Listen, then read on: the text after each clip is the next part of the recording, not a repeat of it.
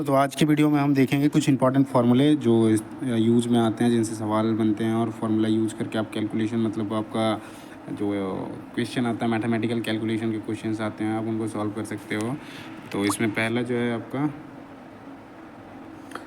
है आपका वो आपका कटिंग स्पीड का है इंचेज में। तो पाए उसमें कटिंग स्पीड आपका ड्रिल में भी होता है, टर्निंग में भी होता है, जो भी उसका मूवमेंट जिसमें होता है, जिसमें कटिंग करने के लिए यूज़ करते हैं, विद रिवोल्यूशन के साथ होता है। जिसमें जैसे ड्रिल क्या होता है, ड्रिल का बीट उसमें भी वो क्लॉकवाइज घूमते हुए उस पर कटिंग करता है मेटल कटिंग के लिए। वहीं आपका टर्निंग में जाओगे वहाँ पे भी वही चीज़ होती है।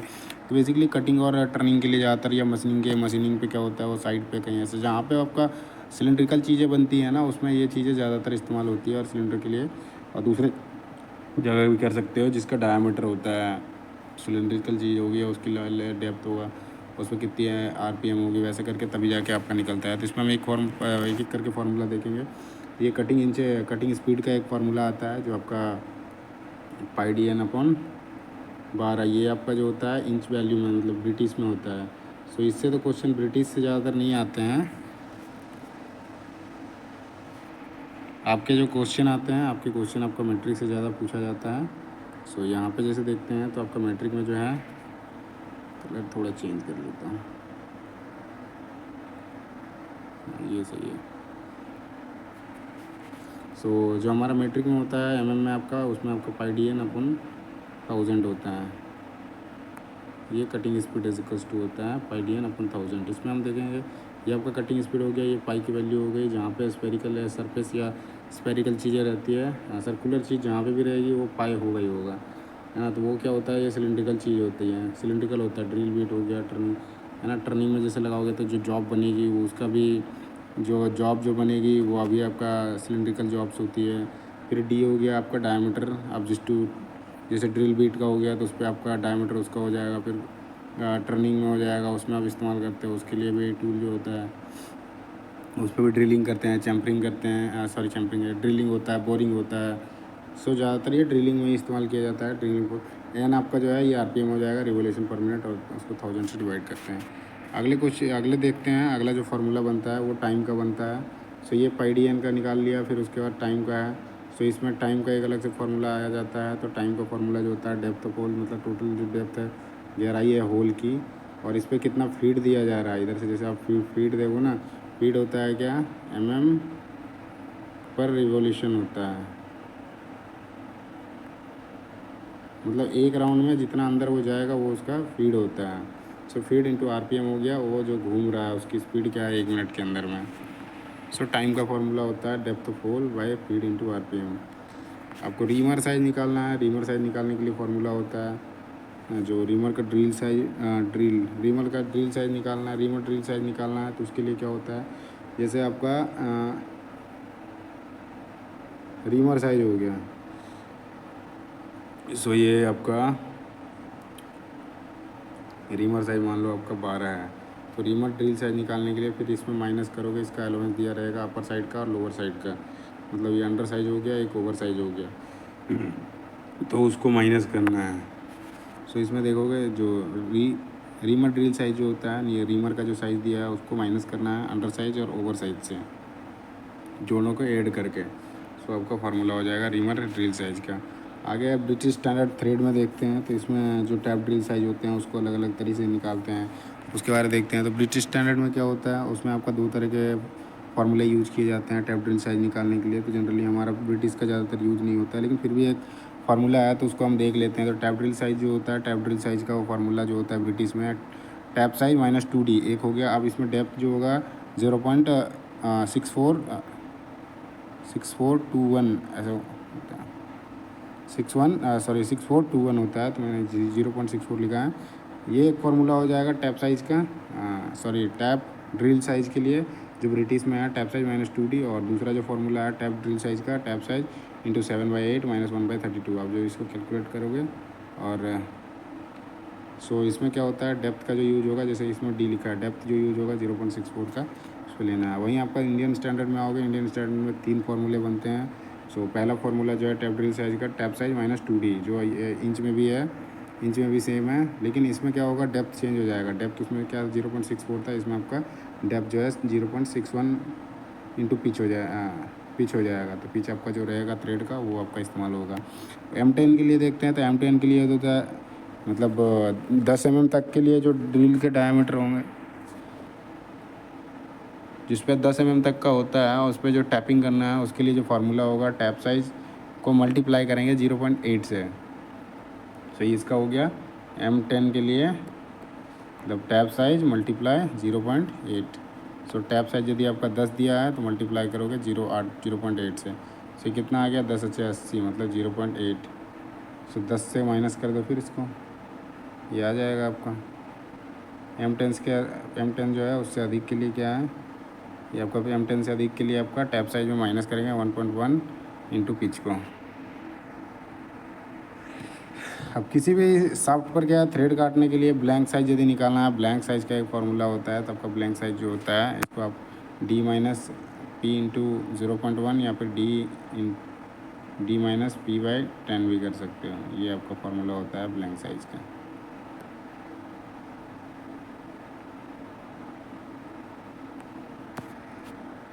आगे चलते हैं।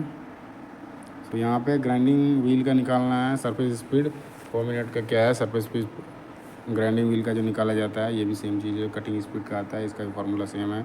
और मीटर प्रति मिनट में निकालना है, इसमें mm में निकाल रहा था, इसमें आपका मीटर प्रति मिनट में निकलेगा, क्योंकि इसकी जो वो कटिंग स्पीड का जो फार्मूला निकलता है वो मीटर प्रति मिनट में होता है। सो ये है आपका मीटर प्रति मिनट, सेम चीज़ है। तो यहाँ पे π/1000 हो जाएगा। वही इसे नोट कर लेते हैं। इसमें क्या है आपका पाई जो होता है, पाई का वैल्यू जो लिया जाता है वो यूनिवर्सल कांस्टेंट होता है, तो या तो 3.14 या तो आपका 22/7। डी आपका जो डायमीटर दिया रहेगा उसका लेना है, एन आपका रिवोल्यूशन हो जाएगा, जो RPM है वो RPM हो जाएगा, बाकी 1000 से उसको डिवाइड करना है। आगे देखते हैं जो काउंटर संक होता है उसके रिवेट लेंथ को निकालने के लिए जो फार्मूला यूज होता है। तो आपका काउंटर संक लेंथ के लिए जो होता है ये आपका T + 0.60 हो गया। अरे हेड का निकालना है 6D। आगे देखते हैं जो स्नैप हेड है, स्नैप हेड का निकालने के लिए जो रिवेट हेड है उसका लेंथ निकालने के लिए। सो ये आपका जो है वो D है, मतलब L = T + 6 0.6D। ये आपका जो है ये फार्मूला लगेगा जो काउंटर सिंक हेड है उसके लिए। तो T + 0.6 इंटू D। वहीं आपका स्नैप हेड के लिए देखोगे तो स्नैप हेड के लिए जो है आपका वो स्नैप हेड के लिए T + 1.5 इंटू D। इसका जो फार्मूला है स्नैप हेड रिवेट का उसका लेंथ लेकर निकालने के लिए। तो आपका T + मतलब T हो गया आपका, इसे लेंथ निकालना है तो पहले क्या हो जाएगा 1.5D हो गया, उसको मल्टीप्लाई डायमीटर है उसको करना है और उसका क्या है लेंथ निकालना है। तो स्नैप हेड सो T उसमें रहेगा थिकनेस। आगे देखते हैं जो ओपन बेल्ट ड्राइव है, ओपन बेल्ट ड्राइव का जो है फार्मूला निकालने के लिए उसका 2C + 1.57 इंटू D + D। उसमें दो होते हैं ओपन बेल्ट में, जैसे स्मॉल D एक होगा, बड़ा D हो गया, उसमें अलग अलग डायमीटर के होते हैं। तो उसके अकॉर्डिंग वो होता है D + D - D का स्क्वायर बाय 4C। वहीं क्रॉस बेल्ट का ये ओपन बेल्ट का हो गया, क्रॉस बेल्ट का आपका 2C + 1. मतलब दोनों में सेम है, बस एक आपका ओपन बेल्ट जो है उसमें माइनस होता है और इसमें सारे के सारे प्लस होते हैं, बाकी सारा कुछ सेम है। आपके आगे देखते हैं स्पीड ऑफ पुली में, स्पीड ऑफ पुली निकालने के लिए D × N और D × N हो जाएगा। मतलब एक आपका बड़े से बड़ा और फिर छोटे से बड़ा को करना है। पुली में क्या होते हैं, दो पुली लगे होते हैं ना, एक ऊपर लगे रहा। अब जैसे टाइमिंग निकालना होता है तो उसके हिसाब से आपको स्पीड ऑफ पुली निकालना है। एक दूसरे साइड छोटा लगा है, एक दूसरे साइड बड़ा लगा है, तो ये आपका बड़ा वाला हो जाएगा, ये आपका डायमीटर छोटा वाला हो जाएगा। टर्निंग टाइम निकालने के लिए जो फार्मूला है टर्निंग टाइम का, तो लेंथ ऑफ वर्क हो जाएगा, मल्टीप्लाई करोगे नंबर ऑफ कट्स को, डिवाइडेड करोगे फीड इंटू RPM का। तो टर्निंग टाइम निकालने का सबसे सिंपल ये मेथड है, लेंथ ऑफ वर्क जो जॉब का लंबाई है वो हो गया, मल्टीप्लाई नंबर ऑफ कट हो जाएगा, divided by feed into RPM। सो ये चीज़ें आपको बहुत ही इंपॉर्टेंट चीज़ें हैं, ये चीज़ें याद रखना पड़ेगा, ये सवाल बहुत बनते हैं इनसे। आगे है टेलस्टॉक द्वारा टेपर टर्निंग के लिए प्रयोग जो होता है उसमें फार्मूलेज अलग अलग होते हैं, उसका कैलकुलेशन निकालने होते हैं, मतलब मैथमेटिकल कैलकुलेशन जैसे क्वेश्चन आता है, तो उसमें आपका डायमीटर दिया रहेगा, एक डायमीटर, एक लंबाई, और आपका स्मॉल डायमीटर निकालने का है आएगा। तो इसमें जैसे टेलीस्कोप द्वारा टाइपर टर्निंग के लिए प्रयोग जो फार्मूला है उसके देखेंगे। तो पहले में जैसे ऑफसेट है, ऑफसेट में देखोगे फार्मूला जो है d-d/2 थोड़ा क्लियर लिख देता हूँ। सो d-d/2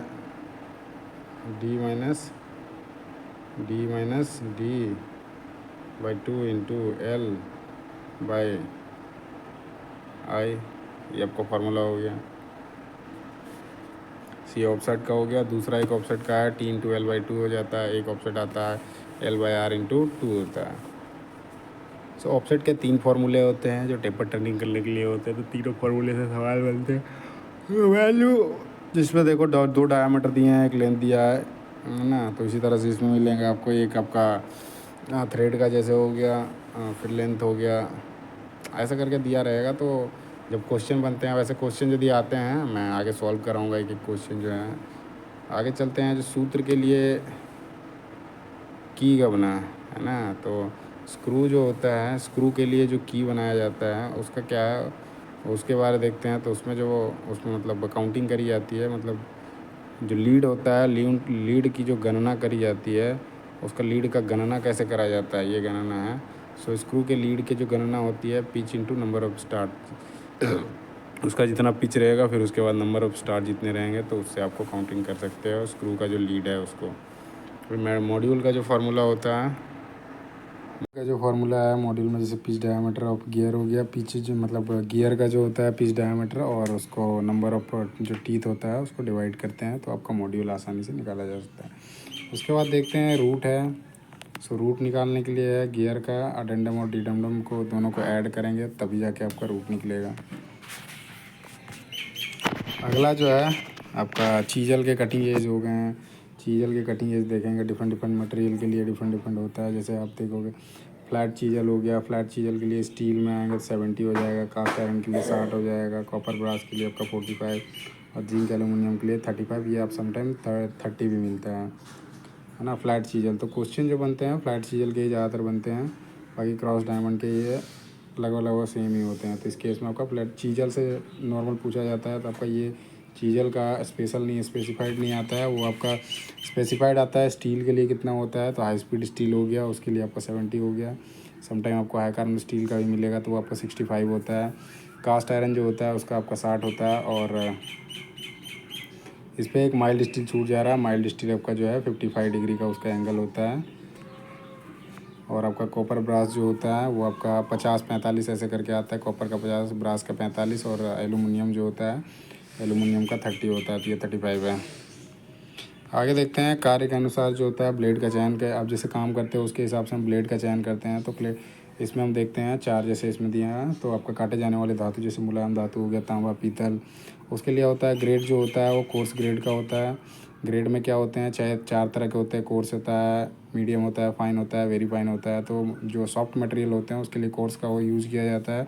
और उसमें जो होता है पिच जो होता है वो आपका 1.8 होता है। वहीं दांतों की जो संख्या होगी 14 टीथ होगा 1 इंच की दूरी में, जो आपका ब्लेड यूज़ करते हैं उसमें। वहीं माइल्ड स्टील और कास्ट आयरन के लिए होता है, उसमें आपका मीडियम ग्रेड का यूज़ किया जाता है। जो पिच होता है आपका 1.4 का होता है, और दांतों की जो संख्या होती है वो 18 होता है। वहीं आपका मीडियम कार्बन स्टील जो रहता है उसमें फाइन ग्रेड का होता है। फाइन ग्रेड आपका बेसिकली 1 mm का हो जाएगा जो पिच होगा, और आपका इसमें दांतें जो होंगी आपका 24 दांतें होंगी। वही हाई कार्बन स्टील के लिए जो एलो स्टील हो गया उसके लिए वेरी फाइन का होता है, और ये थिन ट्यूबिंग के लिए यूज़ किया जाता है। जो आपका पिच जो होगा 0.8 का 8 mm होगा, 2 दांतों के बीच की दूरी, और टोटल जो दांत होंगे 1 इंच की लंबाई में आपका 32 होगा। आगे देखते हैं जो विभिन्न धातुएं होती हैं उनको काटने के लिए कटिंग एंगल और क्लियरेंस एंगल के बारे में देखेंगे। तो जो हाई कार्बन कड़ी धातु हो गई, कार्बन स्टील हो गया, उसके लिए जो एंगल होगा ड्रिल पॉइंट जो होता है ना, ड्रिल भी बेसिकली ड्रिल बीट में, तो ड्रिल बीट के लिए है ये। तो जैसे हम कार्बन स्टील को काटेंगे तो उसका एंगल जो होता है, जितना ज़्यादा आपका हार्ड स्टील आएगी उसके लिए एंगल जो होता है ज़्यादा रखा जाता है। वहीं आपका सॉफ्ट मटेरियल आते जाएगा उसका एंगल घटता जाएगा। वहीं आपका क्लियरेंस एंगल है। तो सवाल जो पूछे जाते हैं आपका साधारण कार्य के लिए पूछा जाता है ड्रिल का जो होता है वो पॉइंट एंगल पूछा जाता है आपका जनरल वर्क के लिए, तो 118 डिग्री होता है। और उसका जो क्लियरेंस एंगल होता है 12 से 15 डिग्री का। और हेलिक्स एक होता है हेलिक्स एंगल, वो आपका 27 डिग्री होता है जनरल कार के लिए। फिर उसके बाद ये चीज़ का है। फिर पीतल तांबा के लिए आपका एंगल चेंज हो जाएगा, तो आपको याद रखना है जो साधारण कार्य के लिए होता है जनरल पर्पज़ के लिए वो 118 डिग्री का होता है। और उसका जो क्लियरेंस एंगल होता है वो आपका 12 से 15 डिग्री होता है। बाकी लकड़ी के लिए पूछा जाता है, लकड़ी आपका 60 डिग्री होता है। प्लास्टिक रबर बैकलाइट जो होता है 80 डिग्री होता है। आपका कास्ट आयरन हो गया, एलुमिनियम हो गया, उसके लिए एलुमिनियम का पूछा जाता है, तो एलुमिनियम और कास्ट आयरन के लिए आपका 80 डिग्री होता है। और क्लियरेंस एंगल जो है 12 से 15, जनरली 12 से 15 एक ही चीज़ है। जो कड़ी धातु हो गई, हार्ड धातु और कार्बन स्टील हो गया, उसका क्लियरेंस एंगल कम रहता है और कटिंग एंगल जो होता है वो ज़्यादा होता है। वहीं आपका मध्यम कड़ी और कास्ट स्टील जो होता है उसका आपका 125 डिग्री और 10 डिग्री एंगल होता है क्लियरेंस एंगल। और cutting angle 125 degree. Simple general work के लिए 118 डिग्री का कटिंग एंगल होगा और क्लियरेंस एंगल 12 से 15 डिग्री का। इतना ही है दोस्तों। तो आज की क्लास में यदि वीडियो अच्छा लगे तो वीडियो को लाइक करना और चैनल को सब्सक्राइब करना ना भूलें। धन्यवाद।